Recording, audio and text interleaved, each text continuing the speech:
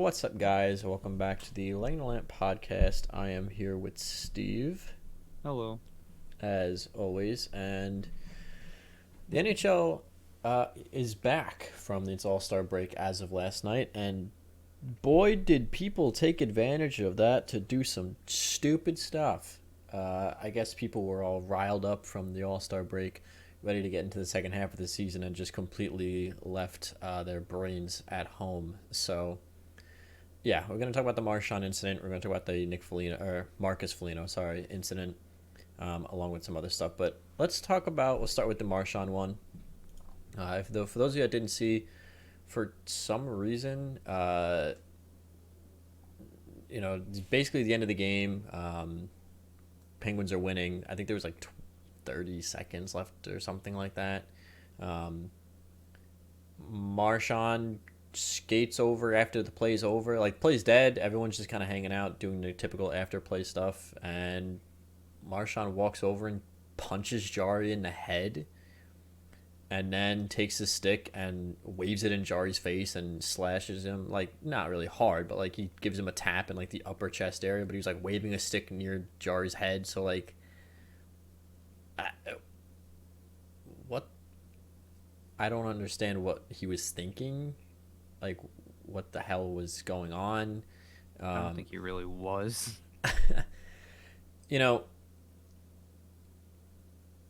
Bruce Cassidy came out with some, like, milquetoast statement about it. Like, he said, and I quote, "Honestly, that's a lack of discipline on Brad's part in that situation. I just watched the replay at the end. It looks like some words were exchanged. Brad's a leader on our team, and he needs to control his emotion better in that situation." I mean, yeah, you're not wrong, but I mean, there's really no, like... There's no condoning this, right? Like, you can't defend this, can you? Like, I mean, just like the sucker punch alone is enough to, like, get yourself suspended. So he has a hearing with the NHL Department of Player Safety. He's been suspended 7 times and fined 5 times in the last 11 years since March 2011. Most recent discipline was a 3-game suspension for slew-footing Oliver Ekman-Larsson on November 29th, 2021, so not that long ago. So he technically qualifies as a repeat offender now. I mean, Bruce Cassidy, this statement's kind of funny. "We'll let the league address it first, and I'll sit down with Brad. We've had our share of sit-downs over the years." Yeah, because he's an idiot. But this last part is bullshit. I think Brad's been doing a pretty good job for the most part with controlling his emotions. No, he hasn't. Like, he's already suspended this year. How could you say that? We're halfway through the year. He got suspended already. And he's had a glove thrown at him by an opposing player after he said something. Like, I mean, I don't know if he's been exactly the example of keeping it in check this season. I think it's more or less like, I understand you have to defend your player, right? Like, you're the coach, you have to go to bat for these guys, and, like, they expect you to. But, like, I think we have to change the expectation or put, like, a little asterisk on it. Like, go to bat and defend your players, except for when they're being fucking stupid. Like, there's no reason to defend him here. Like, even if Jari said something to him, unless it was horribly personal and, like, or really offensive, which, like, Tristan Jari, like, you don't hear about anything about the guy ever, which leads me to believe that he wouldn't be the type of guy to just randomly go over the line like that.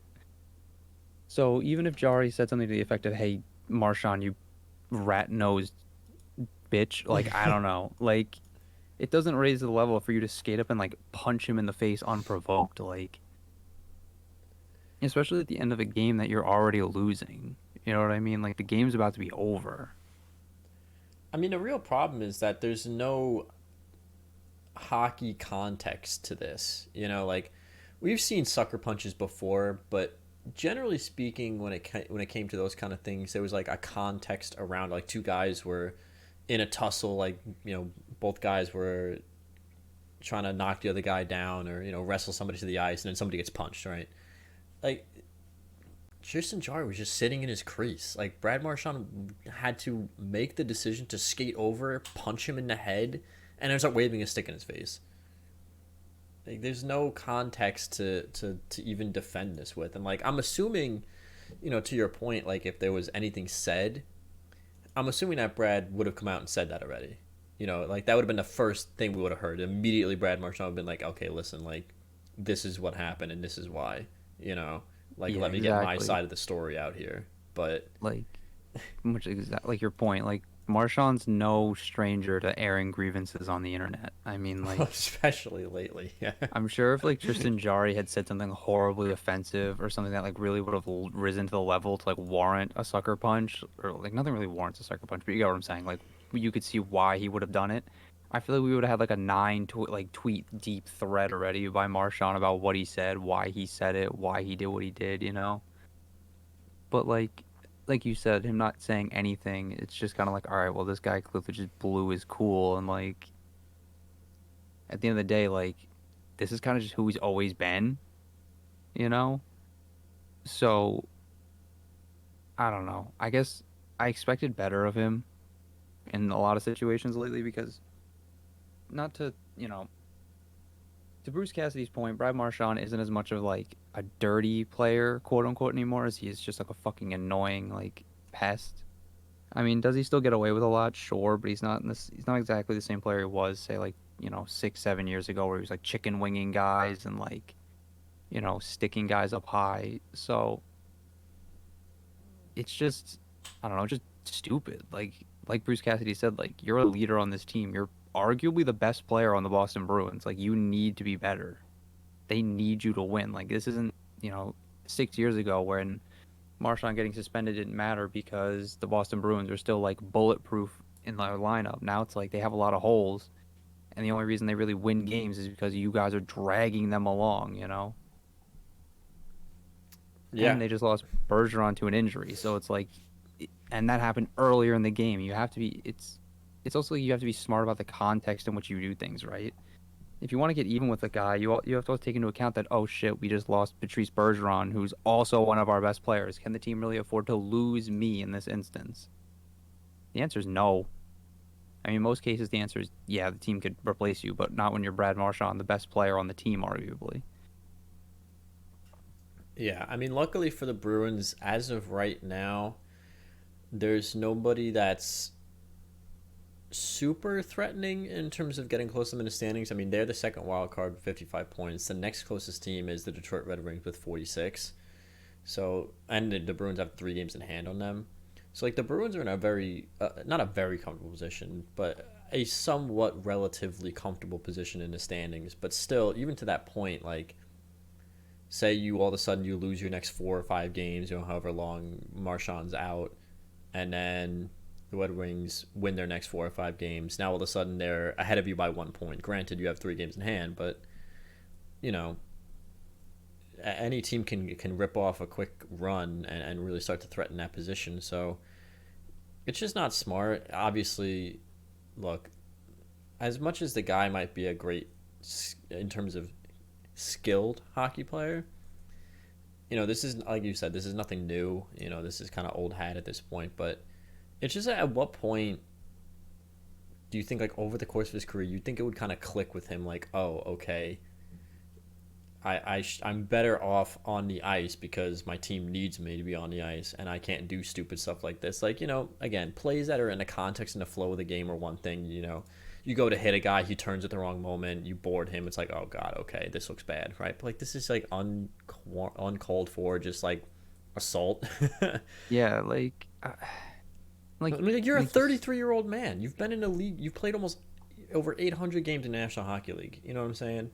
it's also I feel like at what point do the Boston Bruins finally like exert their like influence as like his boss? You know what I mean? Because like Bruce Cassidy said, this isn't the first sit down he's had to have with Brad over the years. Like he as the most recent one I can remember, like that didn't go to like league discipline, was when he was licking people. Like, and he was what, like 30, 31 at the time? Like you were still a grown man. Like what is wrong with you? You know? Didn't he do that in the bubble? I don't think Well, because so. didn't they play the Tampa Bay Lightning? Oh no, the Lightning lost to the Blue Jackets in the bubble, right? Yeah, it So it had to be was. the year before then. Yeah, he was licking, like straight up like almost ate Leo Komarov's face at one point, and it was really kind of weird. I mean, bro, he like tried to kiss Ryan Callahan. He just get up and just like licked him on the face. I was like, okay, that's weird. Don't do that anymore. Like, And to kind of further this conversation, we'll talk about the Marcus Foligno thing, since it's kind of in a similar vein of just unnecessary. Marcus Foligno and Adam Lowry got into, I don't know if it was, I think it was a fight. I think it was like a full-blown fight, because I didn't see the whole context. I just saw the end of it. Okay, yeah, he did get a 5-minute major for fighting. So, Adam Lowry and Marcus Foligno got into a fight. The fight ends, and then as the referees or the linesmen are starting to get back to their feet, because they tackled them basically, Marcus Foligno decided to pile drive knee Adam Lowry in the head.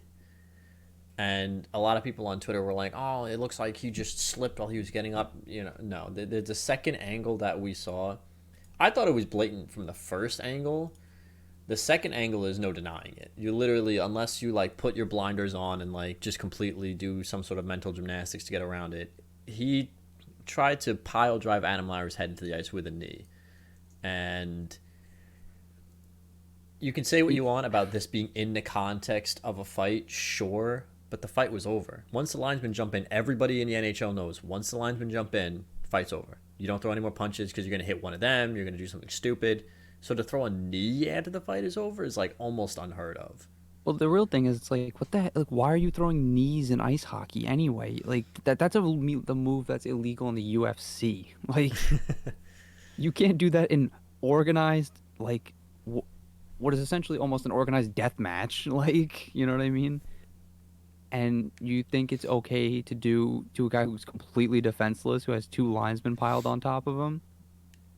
Like, I don't know if his thought process was, well, he's wearing a helmet. It's like, yeah, okay, you could be wearing a helmet, but you just like fucking need him in the head, dude. Like, what is wrong with you? Yeah, there's no defending this one either, I don't think, right? Like, no, this is like by far one of like the dumbest things I think I've seen somebody do on the ice. Like, it's kind of weird, right? Like, we've seen, if we go back to the Tom Wilson thing of last year when him and Panarin were in a clinch and he decided to hit him with like the WWE like pile driver onto the ice. I don't. Is there something I'm missing here where we've just stopped caring about each other's like actual physical health? Like, I know that there's a lot of rivalries that go on in the NHL. There are guys that quite frankly just don't like each other. But have we forgotten that there's a mechanic within the game that's built to sort out these differences, and instead we're just doing stuff like, after we use that mechanic to sort out our differences, then kneeing somebody in the head, or if you're in the case of Brad Marchand, just punching people out of context, Like, to me, this feels like a complete lack of regard for somebody else's safety, which is inexcusable. Yeah, I mean, that's my biggest issue with it. Like, had he just like fallen on him and like accidentally kneed him in the head, or like, it's like, it would have been like, oh, okay, well, this is an accident. But it's like, dude, you literally like pick your leg up and drive it forward. Like, he's almost completely on his feet by the time he decides to make this play too. So I don't know what people are saying that like he's falling down. Like, he's almost completely upright when he decides to throw the knee. You know what I mean? And it's completely dangerous too, because this is how people like break their neck, Like, I mean, dude, he could have killed him. He could have fractured his skull. He could have done like any number of things. Like, they don't let it happen in the UFC where they fight in a matted ring. You know what I mean? Like, that thing's padded. They're not gonna like, imagine the kind of damage you could do to somebody when the thing underneath you where you're slamming their head off is like ice. That's like harder than concrete. You know what I mean? So it's like, we're lucky that, I mean, Adam Lowry seemed to be okay. Like, he was obviously not great, but like, we're just lucky he didn't seem to suffer any like serious injuries in the result of it. But like, I don't know what it is, but I feel like this year more than any other, we've seen guys just do absolutely dumb things that like have no place in hockey. Like, you have this. The Brad Marchand thing is a little more in context. Like, it's stupid, but like, we've seen it in hockey before. But then you have fucking Brandon Lemieux biting Brady Tkachuk twice. Like, I just feel like this year, for some reason, more than any other, I don't know if it's because they're so excited to be playing in front of fans again. These dudes just like turn their brains off. But like I just feel like this year more than anything, we've seen some absolutely brain dead and like dangerous plays on a regular basis. And I'll even throw PK Subban's like repeated slew footing into that conversation. You know, it just feels like for some reason this year more than any other, guys have like zero to no regard for the other guys on the other teams.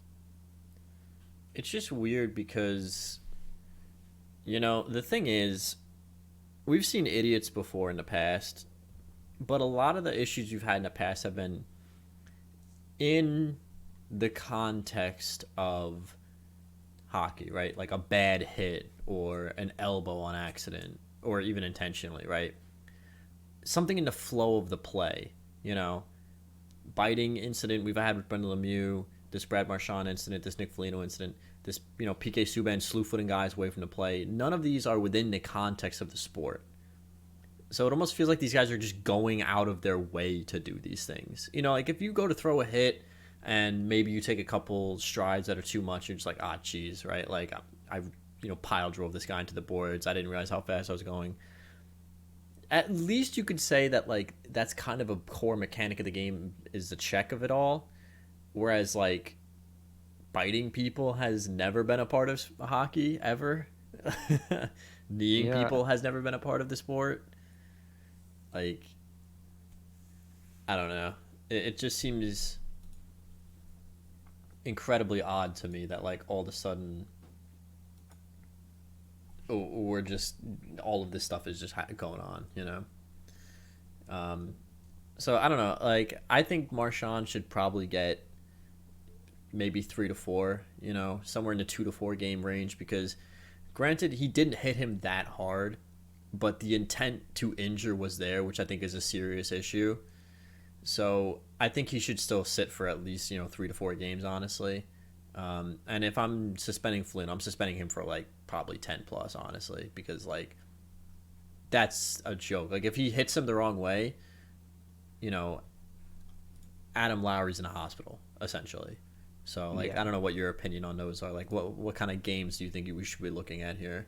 Yeah, the Marchand thing, like you said, like on the scale of severity, it really isn't all that terrible.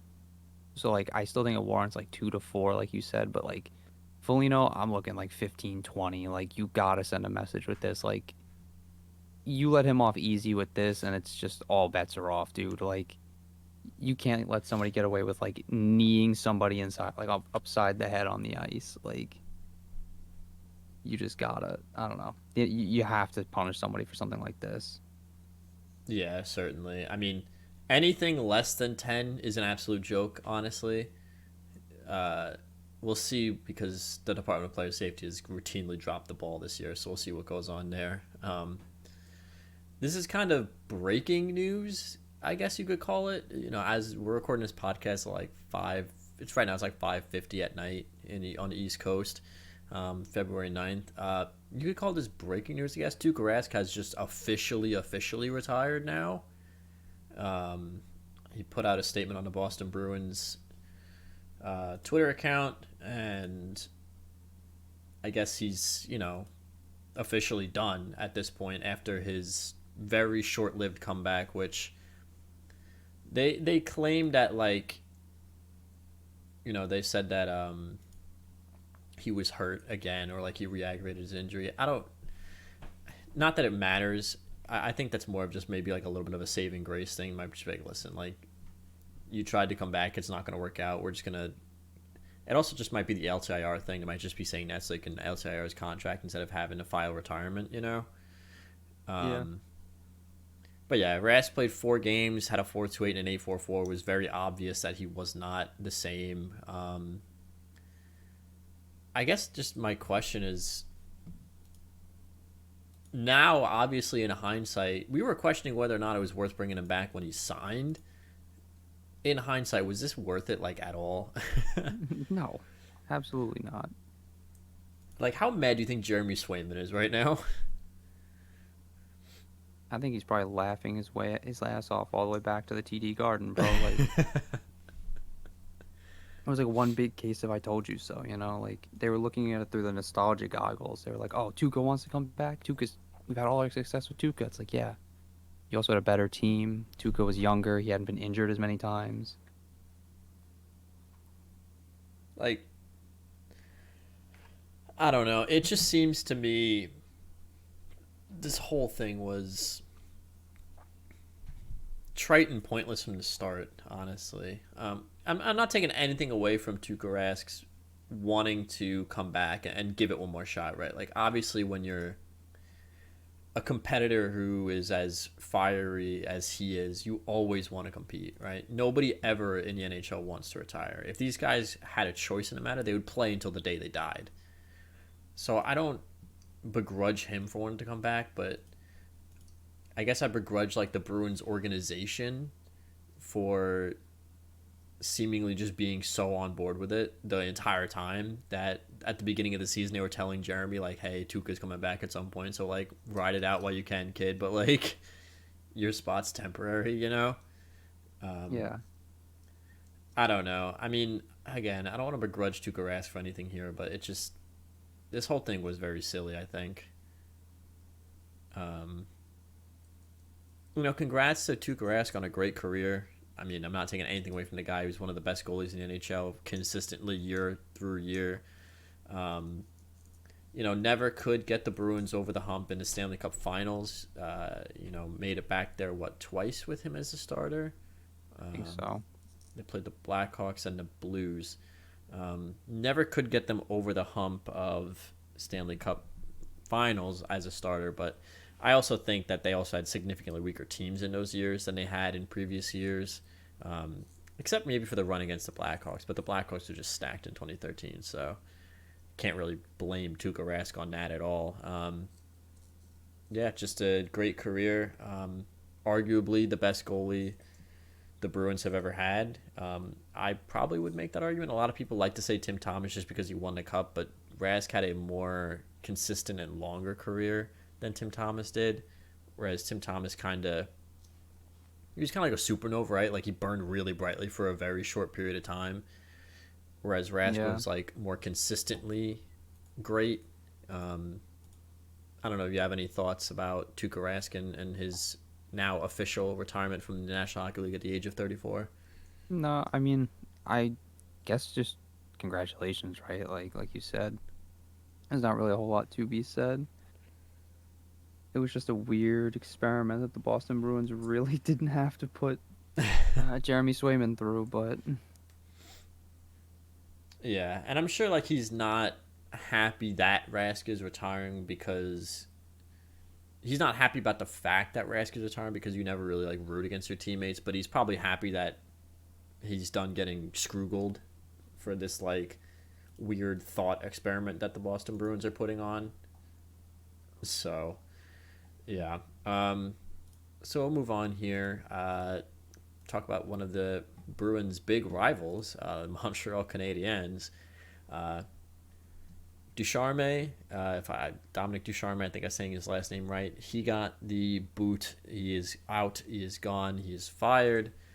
And our boy Martin St. Louis is coming in to coach the Montreal Canadiens. What is your initial reaction to this? Because this news only dropped, maybe like an hour ago.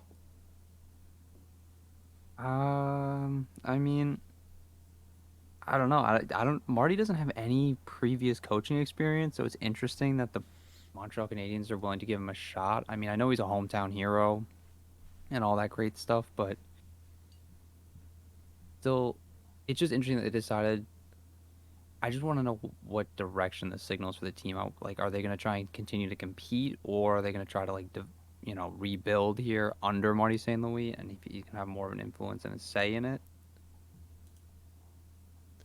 Yeah, I was going to say, this to me kind of symbolizes a move away from what the plan was before, right? Because if you're trying to compete, right, if you think that this team is a competitive team and you're trying to win Stanley Cups, generally speaking, you don't hire coaches mid-season with no NHL coaching experience, right? According to this article, Marty was a team consultant with the Jackets during the 2018-19 season. Other than that, not really a lot of executive experience being brought on here.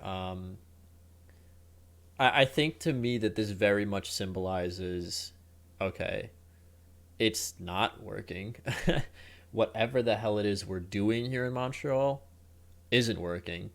And it's time for a completely new face, some completely fresh blood. Of course, still had to go out and get the French Canadian, right? But yeah, I just think that if the Canadians thought that they were still going to compete, this wouldn't be the move. And nothing against Marty, but again, he has no coaching experience. Here's an interesting question though. Like, what do you think a Martin St. Louis team, like in his ideal image, like what kind of systems do you think they would employ? Like, what do you think he's looking to do here? Like, ignoring the obviously garbage roster he's being handed. Like, I guess just like theoretically, what do you think his kind of team would want to be?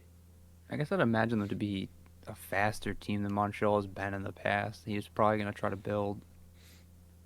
I mean, the league at the end of the day is a copycat league, and the Montreal Canadiens have seen the success that teams have had with their defense. So I don't think they're going to be one of those teams like the Edmonton Oilers who seem to continue to hire coaches who sacrifice the defense at the expense of go, go, go and have no success.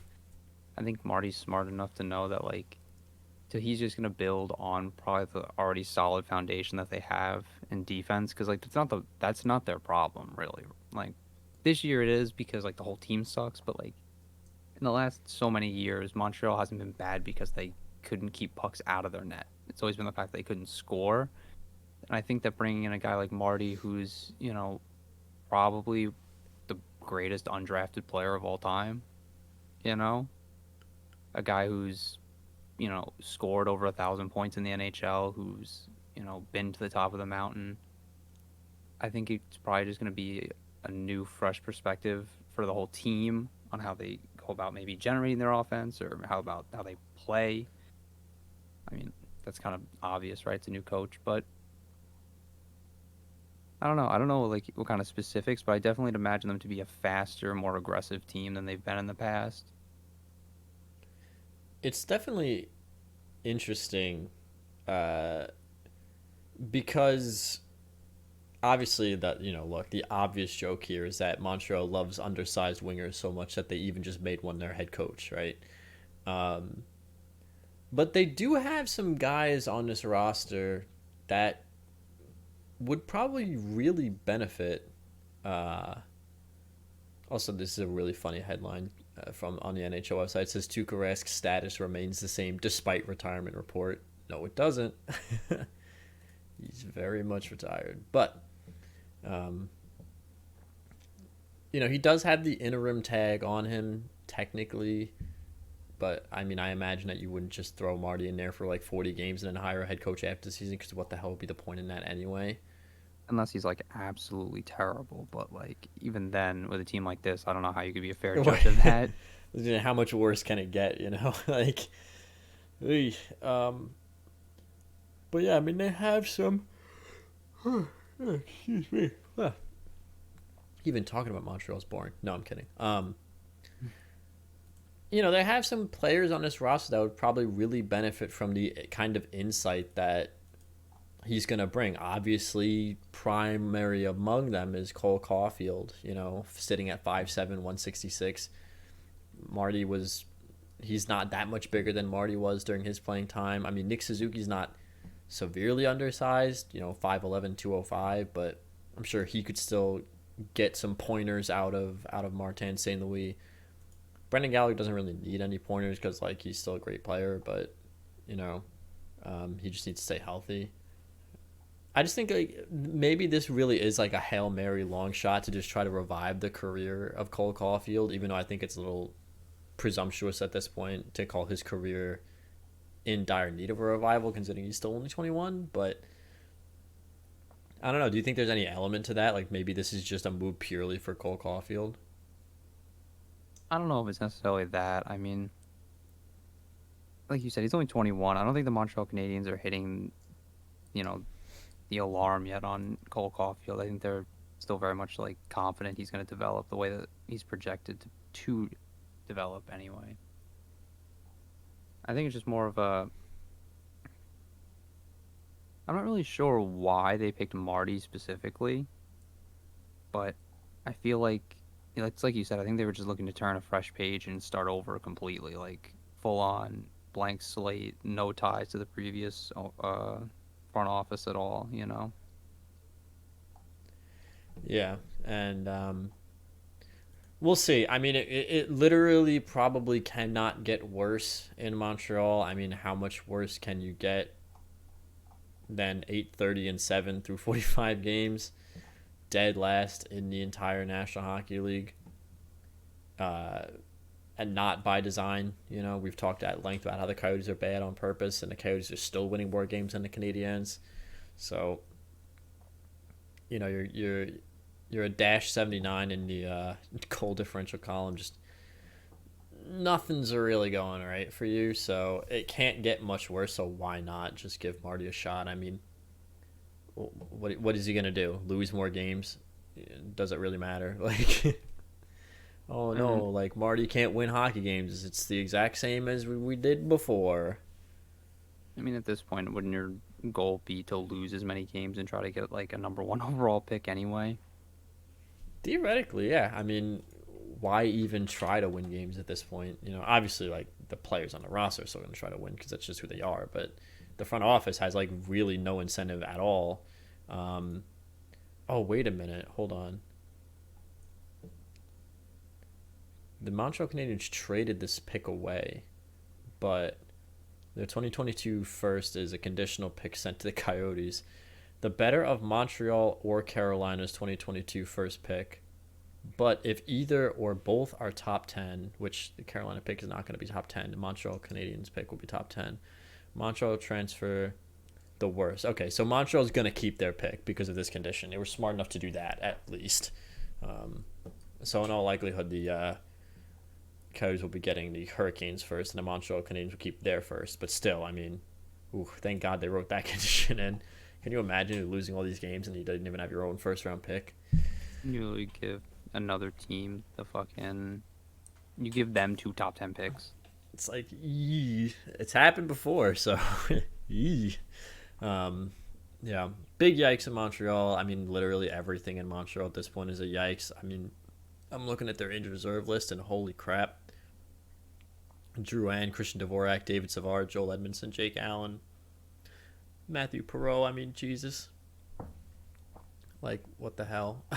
And obviously that's not counting Carey Price, who's not back with the team yet. So, yeah, I'm sorry, Montreal fans, but, like, literally everything is going wrong. And basically nothing is going right. So I guess we'll end the podcast on this last topic here that I thought was kind of noteworthy. Jack Eichel has started to practice with the Golden Knights wearing a full contact jersey. He's nearing his return from his disc replacement surgery, which, like, how stupid does Buffalo feel at this point? You know, that putting it off as long as they did. Yeah. When, like, he only had the surgery, like, 2 months ago? Not even. Yeah, he's already getting ready to play. Like, God, what was the point? But anyway, yeah, he's been cleared for contact. He's taken part in full contact practices. I think we've discussed this a little bit before, but what kind of change do you anticipate Jack Eichel bringing to this roster once he's fully healthy? I mean, he's going to bring them the number 1 game breaker that they haven't had before.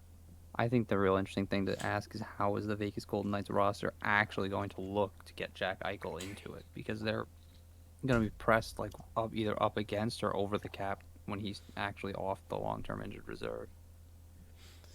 Yeah, so if he comes back, right now they would have $300,000 in cap space. Big but in the room here is that Alec Martinez is still hurt. So he's also an LTIR. So let me see. I don't really know if there's like a prognosis for him. Let me pull up.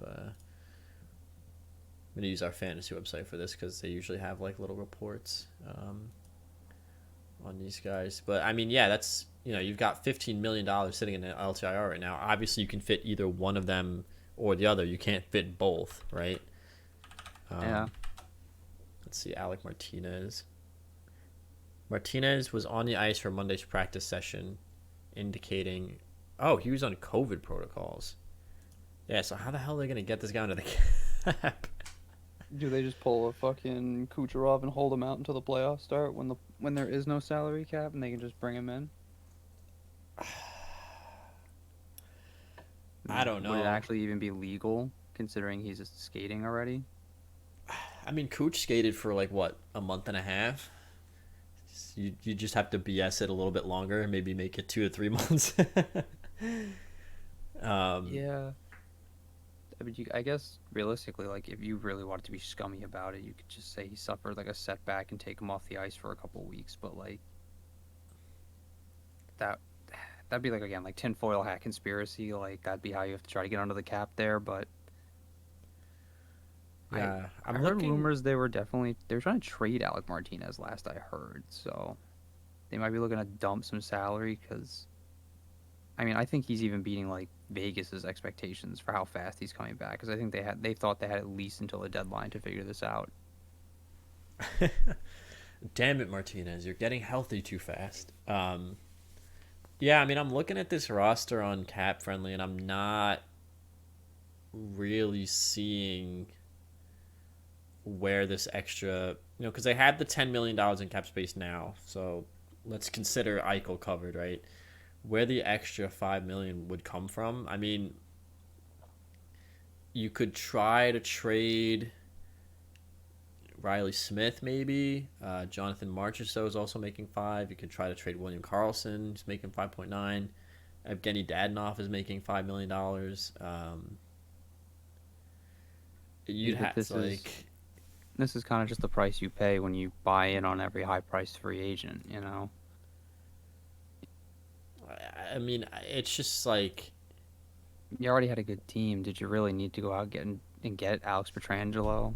I mean, granted, they didn't know Jack Eichel was going to hit the market the way he did, and they didn't expect the bottom of the market to fall out the way it did either. But I mean, I just feel like this is like par for Vegas's like course over the last so many years, which is just that they seem to go all in on every big name that hits the open market, and now they have to they're like facing the repercussions of said actions, where you have all these contracts on the books, and now you have to figure out how to get underneath them.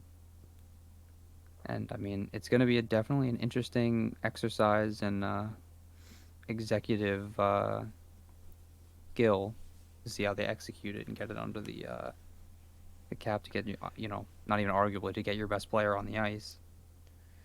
Yeah, I mean, I imagine obviously,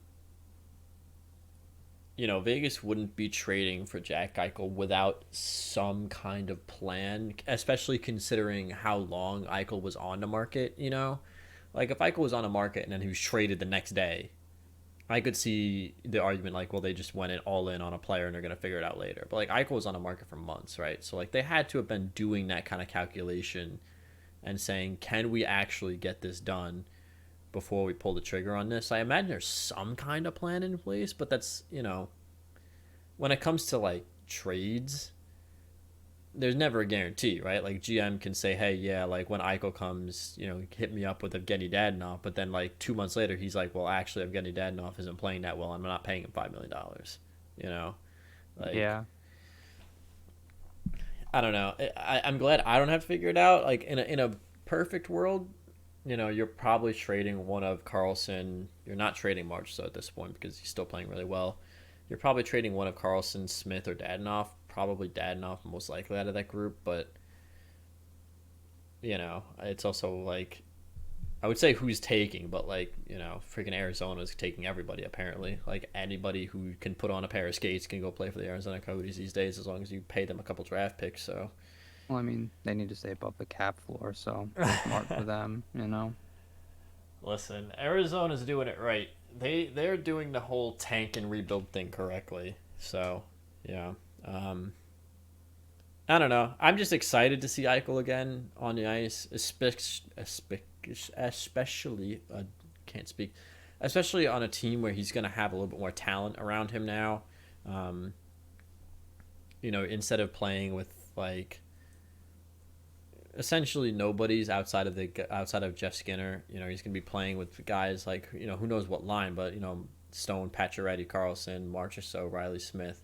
Um, on a competent team, and I'm very much excited to kind of see what he's going to bring to the table. So excited for his return. I'm still fingers crossed, hoping that we maybe get a Eichel McDavid playoff series this year. That'd be pretty cool. That would be completely contingent on the Edmonton Oilers getting their shit together.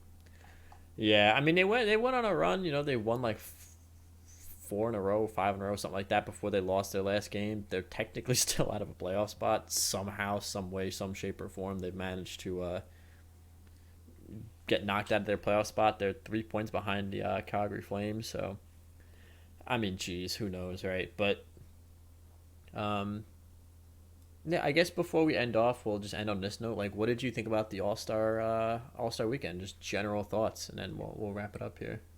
Well, I mean, I didn't even watch the All-Star game, so that tells you anything.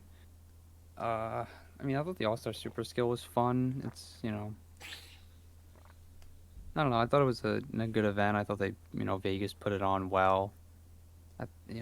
I saw a lot of the same things that I always like to see. There was a lot of palling around between the players, a lot of family events involved. So, and I thought overall the NHL did a good job with it. I thought the outside events were pretty interesting. I thought the only issue I had with the fountain event was that they got, no offense to the guys that they had out there, they had some of the more boring personalities in the NHL out there. Like when they were doing that big wall of cards event. Mm-hmm. They had guys like Joe Pavelski, Austin Matthews, like they hanging around, palling around, like talking mad smack, like Brady Tkachuk, obviously, dudes that are just there to have a good time. They kind of got some of the more like super serious personalities out there on the Bellagio, where they had like Zach Werenski and Roman Yossi and Claude Giroux, who like weren't really saying much, so they're like awkward to watch sometimes. But that was like really my only issue with that event, because I know a lot of people were like, "Oh, this is so stupid." I thought it was pretty dope, honestly, like a precision passing kind of event. That isn't as hard as the little pop up nets, which were like ridiculously hard for even NHL players to hit. And obviously the presentation, just being out on the fountains, was cool. Just maybe kind of scout out like some better personalities for that one, because they were all just kind of hanging around, not saying much. Again, no offense to any of those guys. That's just the way they are, right? Like, you're not going to get, like, wisecracking jokes out of a guy like Zach Werenski most of the time. True. It's true. The card event I thought was great. I thought they picked really good personalities for that. Stamkos, Kadri, Matthews, Joe Pavelski, and Brady Tkachuk, I think, were the 5 that were out there. Picked great personalities for that, because Pavelski was just yucking it up. Ball of laughs, that guy. Brady Tkachuk, obviously. Austin Matthews is kind of used to being in more of a content creation kind of situation, with his collaborations on YouTube and stuff. So I thought they picked good personalities for that event. The breakaway competition, I mean, was worth watching just for Trevor Zegras alone. I mean, that was like one of the most insane things I've ever seen in my entire life. The blindfolded scoop, backhand, 360, whatever the hell he was doing was just insane. There was this one post, I don't know if it was a hoax or not, but apparently like some dude placed a prop bet on that event where he bet like 500 Canadian dollars that Trevor Zegras is going to win the event.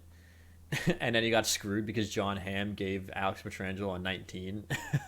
And they won, and like they just accepted it. It's like, imagine getting screwed over by John Hamm breaking the rules and giving somebody a 19 on their scorecard. But Literally just being a hometowner.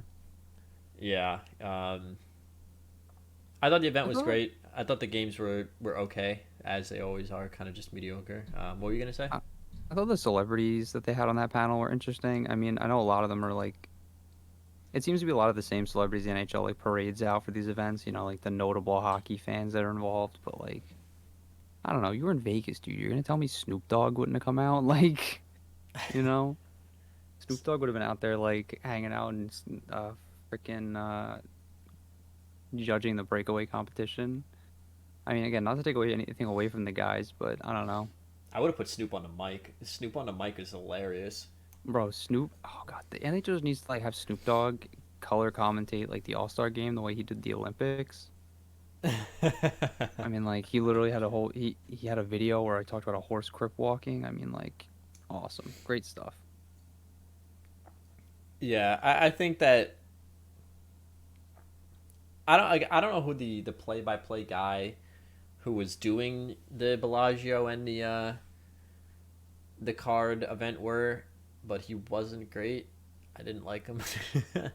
Just to put it flatly, I definitely think a guy like Snoop Dogg. Can you imagine like Snoop Dogg like commentating as Trevor Zegras is like spinning around with a blindfold on, or like Jack Hughes like getting mini Jack Hughes out of the like the magic box or whatever. Bro, Snoop would have been amazing at it. Like, why not? It's the All Star event, but yeah. I mean, I thought it was pretty good. Like, if I had to give it a rating, I would say maybe like the skills comp. I think was like a solid 8 to 9 this year. I thought it was really really well done. The games, kind of just usual like 6. They were better than last year's games, but not by much. So, yeah. Is there anything you want to talk about kind of last second before we wrap up here? I don't think so.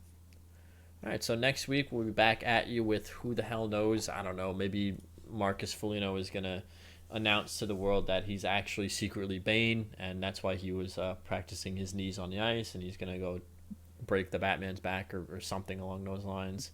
He's going to go break the Batman, yeah. Yeah, I don't know. Maybe like Marcus Foligno. Why did you do it? To break the Batman. It's like, oh, okay. Well, he has like the stupid mask on and everything. It's like, well, you're still under contract to the Minnesota Wild, so. Next time you see him on the ice, he's got the Bane mask underneath the helmet, sitting on the ice. Honestly, in this league, who the hell knows? Anything can happen, right? It would not. It would kind of be like a moment, but it wouldn't like shock me. I'd be like, all right, fair enough, whatever. Like, you know what? All right. But yeah, so we'll see what happens in the league in this next week, and we will talk at you then. So I want to thank you guys for listening, and we will see you guys again next time.